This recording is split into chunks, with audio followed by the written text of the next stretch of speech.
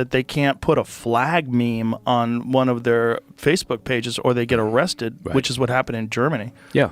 Yeah, or talk about, so if you talk about the immigration problem and you say, look, we got to stop this, we got to, maybe secure borders. If you talk about the Ukraine war and say, I don't think we should be supporting, dumping more resource into Ukraine, all those things, or reproductive rights, if you're on the wrong side of that from a European perspective, they're coming after you. And so that's what J.D. Vance came after. He turned the tables on them.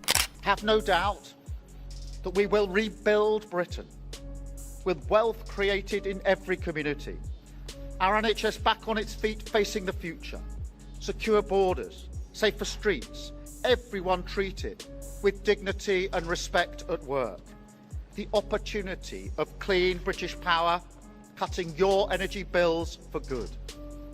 And brick by brick, we will rebuild the infrastructure of opportunity, the world-class schools and colleges, the affordable homes that I know are the ingredients of hope. Timing, they say, is everything, and Joe Rogan just chose the perfect moment to bulldoze Keir Starmer's free speech facade like it was a yoga mat at a jiu-jitsu gym. 1 minute Starmer's preaching democracy, the next he's duct taping dissent like it's arts and crafts hour at number 10. Joe didn't just call him out, he lit him up like a rogue firework on Guy Fawkes night. Grab your popcorn, because this political takedown is spicier than a conspiracy theory in a sauna. Literally tears being shed over J.D. Vance's speech. What was it about his speech in particular that was offensive? He turned it onto the European Union and to EU countries and the UK in particular, talking about how their biggest threat isn't necessarily Russia or China. Their biggest threat is what they're doing to themselves. Keir Starmer suppressing free speech? Now that's about as surprising as discovering water is wet or that the sun rises in the east. Honestly, the man's career could be summed up as Operation Muzzle the Masses. If Keir Starmer were a superhero, his power would be silence, the silent treatment to anyone daring to think differently. But instead of fighting crime, he's busy fighting basic democratic principles, one muted voice at a time. What do you make of Keir Starmer's attacks on freedom of speech? It's exactly what you'd expect from someone who holds his position. It's nothing new. I think in the UK, things have gone farther in the UK on what would you say, with regards to threats to freedom of expression than maybe anywhere in the West, although Canada's doing its best to play catch-up, maybe New Zealand. It's in keeping with his ethos. It's not surprising and it's appalling. Starmer started off as this great legal mind, almost like the lawyer your parents hoped you'd become, but somewhere along the way he swapped the scales of justice for a big old volume knob labelled "Turn Down the People." And boy, does he love to turn it down. It's like the man took an oath to protect free speech with one hand while strangling it with the other. Hear me when I say this. No more money without reform. I'm not prepared to see even more of your money spent on agency staff who cost £5,000 a shift, on appointment letters which arrive after the appointment, or on paying for people to be stuck in hospital just because they can't get the care they need in the community. Joe Rogan's takedown of this guy was basically a public service announcement. If you haven't seen it, picture this. Joe, chill as ever, just pointing at the obvious elephant in the room, while the rest of the political world pretends it's a small dog. Keir Starmer, the self-appointed thought police, desperately trying to control who says what and where, all while pretending to champion democracy. It's performance art, really. In terms of suppressing free speech from all the various groups out there, including conservative groups, the far left, whatever, determining that this type of speech is illegal. We're going to pursue you. We're going to fine you. We're going to jail you. Armed raids against people that are pushing content online. So he made including anti-immigrant content. Right? Anti-immigrant content. But to be fair, right? I mean, most of Europe at this point is pretty fed up with the immigration policies that their leaders Which is why they want to suppress the dissent online. Let's get into the good stuff. Remember when Starmer's Labour Party started cozying up to big tech companies, the ones that have become the gatekeepers of what we see, hear and say online? Yeah, the same platforms that have the subtlety of a wrecking ball when it comes to banning accounts or censoring posts. It's almost poetic that Starmer, the supposed champion of the working class, is helping these digital overlords clamp down on dissent. Nothing screams for the people like handing over the megaphone to corporations that ban you for the slightest ideological infraction. It's about smart legislation as well, about making the criminal exploitation of children illegal and using that to target the county line gangs who exploit kids to do their dirty work. But it's also about standing up to the big tech companies. Seriously, how can we ignore the fact a child can go onto the internet and buy a machete as easily as a football? And it's not just online. Starmer's Labour has shown a disturbing tendency to silence dissent within its own ranks. Criticism? Nope. Debate? Forget about it. Any member who dares to step out of line is quickly reminded that in Starmer's world, loyalty means agreeing with the party line. No exceptions, no questions. It's like a cult. But instead of robes and chants, you get press releases and political doublespeak. What's even more galling is how Starmer pretends to stand for freedom while quietly pushing policies that undermine it. Under his watch, Labour has flirted with expanding state powers that could easily be used to stifle protest, restrict journalistic freedom and clamp down on whistleblowers. It's the classic "we're protecting you" routine, except the only thing getting protected is the establishment's tight grip on power. Joe Rogan nailed it when he highlighted Starmer's penchant for political correctness turned political suppression. You know, the type where anything remotely controversial is slapped down like a bug on a windshield. It's not about respectful debate or nuanced discussion, it's about control. And Starmer, he's the guy handing out the fly swatters. In just short 5 months of this Keir Starmer Labour government, I have completely lost faith, confidence and trust in them. And in fact, the five... Did you vote for them? Did you vote for them? I didn't, but I was willing to give them a chance. I thought that Keir Starmer came across as quite a decent person. He'd been DPP previously. I was genuinely open-minded, but I have been so disgusted with what they've done. Really? That's a strong word. Why disgusted? Well, I'll tell you why. Because Keir Starmer talks about these 5 milestones, which in my mind are going to be more like gravestones where his policies go to die. Labour and Starmer defrauded and deceived their way into power, and they lied by omission because they never mentioned in their manifesto or during the election campaign that they would be taking the winter fuel allowance for pensioners. They didn't say they were going to be restructuring agricultural property relief, whacking farmers with inheritance tax bills. They never mentioned any of this. People did not vote for them to do this. And let's not forget the spectacle of Starmer trying to rewrite Labour's history as the party of free speech and progressive values. It's like watching a magician distract you with one hand while the other steals your voice. The irony is so thick you could cut it with a butter knife. The man who once was the head of the Crown Prosecution Service, responsible for upholding the law, now looks like he's auditioning for the role of Chief Censor-in-Chief. Then there's the whole cancel culture angle. Starmer isn't just a bystander, he's practically the poster boy. Whether it's silencing controversial figures, shutting down uncomfortable conversations, or endorsing policies that make free speech a high-risk venture, he's got a PhD in shutting things down. If political suppression were a sport, Starmer would be the undisputed world champion. Remember the Labour Party's witch hunts? No, not the old-timey kind with pitchforks, but modern-day purges of anyone who steps out of line. It's a perfect storm of paranoia and control, and Starmer's at the helm, steering the ship straight into Orwellian waters. Meanwhile, he smiles and says he's committed to democracy. Democracy? More like demo crack down. Is freedom of speech dead in this country? I'm not across the details of the particular case, but let me give you the principles that I would apply. Firstly, I'm strongly in favour of free speech. We've had free speech in this country for a very, very long time, and we protect it fiercely.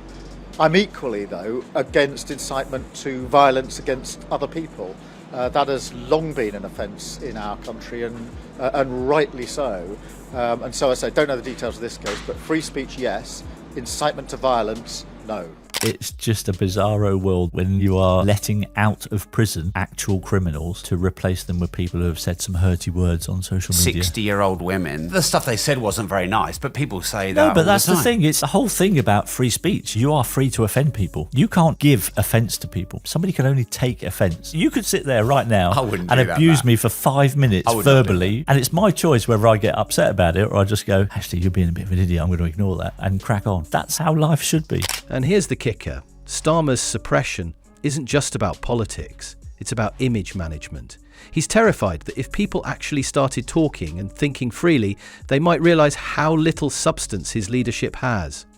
So the strategy? Muzzle the masses before they get any bright ideas. Keep them distracted with slogans, buzzwords, and carefully curated sound bites that say a lot but mean nothing. Joe Rogan's critique wasn't just a roast, it was a cold splash of reality in the face of a politician who's been skating on political correctness and silencing tactics for far too long. Rogan called out the absurdity of a leader who claims to champion democracy but stifles any dissent like a toddler throwing a tantrum. And how does Starmer respond? Because if he actually tried to defend his record on free speech, it would be like a mime trapped in a box. No words, no moves, just silence. The silence is deafening and speaks volumes. It's almost comical watching Starmer tiptoe around issues, afraid to offend anyone while simultaneously offending the very concept of open debate. He's the kind of leader who'd rather sweep controversial topics under the rug than face them head on, because heaven forbid the Labour Party actually stand for something real. They're not doing it because they genuinely think this is a moral and ethical thing to do. No. They're doing it because they sense an uprising. Yeah, and they rightly should. Look, Olaf Scholz, the German chancellor, he's not getting reelected, and their election is coming up here shortly. Yeah, and so he's not. That's not going to happen for him. So I think, they're not rightly, but they are concerned about. But hey, maybe that's just the modern Labour way. Silent, subdued and sanitised until no one remembers what free speech sounded like in the first place. If that's the future, then count me out. Because nothing says progress like a gagged electorate and a leader who's allergic to controversy. At least Joe Rogan gave us the honesty we deserve, calling out Starmer's suppression for what it really is. Political cowardice disguised as leadership. And for that, the man deserves a round of applause, or maybe just a megaphone, so he can drown out Starmer's silence, once and for all. But here's the delicious irony. Keir Starmer's suppression of free speech isn't just some abstract political strategy. No, it's an art form in the making. Imagine a man so obsessed with controlling the narrative that he turns every public statement into a carefully choreographed exercise in saying nothing at all, but loud enough to remind you he's in charge. It's the kind of performance where you're expected to applaud politely while secretly wondering if he's ever actually read a book about democracy or human rights. Political power, that's what it is, and that's what people need to understand. It's not rocket science. It's not that the Europeans are the kinder, more progressive. No, they understand that it's coming. Yeah. And they want to do everything they can to stop it because most people are fed up. Yeah. Most people just want to be left the fuck alone. And to his relationship with the press. Oh, the media loves to pretend Starmer is some breath of fresh air, a moderate voice bringing stability and sensibility back to Labour. But behind those polished smiles and carefully rehearsed answers is a guy who's about as friendly to journalists as a cat is to a bath. Press conferences under Starmer's watch sometimes look like auditions for a hostage negotiation. Tough questions are met with either stone-cold silence or the kind of vague evasions that would make a seasoned lawyer proud. It's almost as if Starmer believes free speech applies only to approved talking points delivered by approved people. Remember the bizarre spectacle of Labour's attempts to manage social media when grassroots activists started using platforms to voice frustration about the party's direction? Starmer's camp reportedly tried to clamp down hard, either by pushing for stricter content rules or quietly sidelining outspoken members. It was like watching a Shakespearean tragedy unfold, but instead of kings and queens, it's grown adults terrified of tweets. The sheer desperation to control dissent in the digital age is so Kafkaesque, you'd half expect Starmer to announce the formation of a Ministry of Truth any day now. Now, this wound, this lack of trust, can only be healed by actions, not words. I know that. But we can make a start today with the simple acknowledgement that public service is a privilege and that your government should treat every single person in this country with respect. Changing a country is not like flicking a switch. The world is now a more volatile place. This will take a while. But have no doubt that the work of change begins immediately. And while he's busy sanitising Labour's image, the real victims of his censorship campaign aren't just the activists or the dissenters, they're the voters. People who want honest conversations, debates that actually challenge ideas instead of just parroting party lines, and a political culture that encourages free expression rather than policing it. Instead, Starmer offers a sterile echo chamber where disagreement is treated like treason and curiosity is met with suspicion. Well, what's fascinating is how this suppression doesn't even seem to help him politically. Labour's polling numbers under Starmer have been, to put it mildly, underwhelming. You'd think that silencing critics and controlling the narrative would build some momentum, but instead it's like he's trying to win a popularity contest by telling everyone to shut up. Turns out, people don't actually like being told what to think or say. Groundbreaking, right?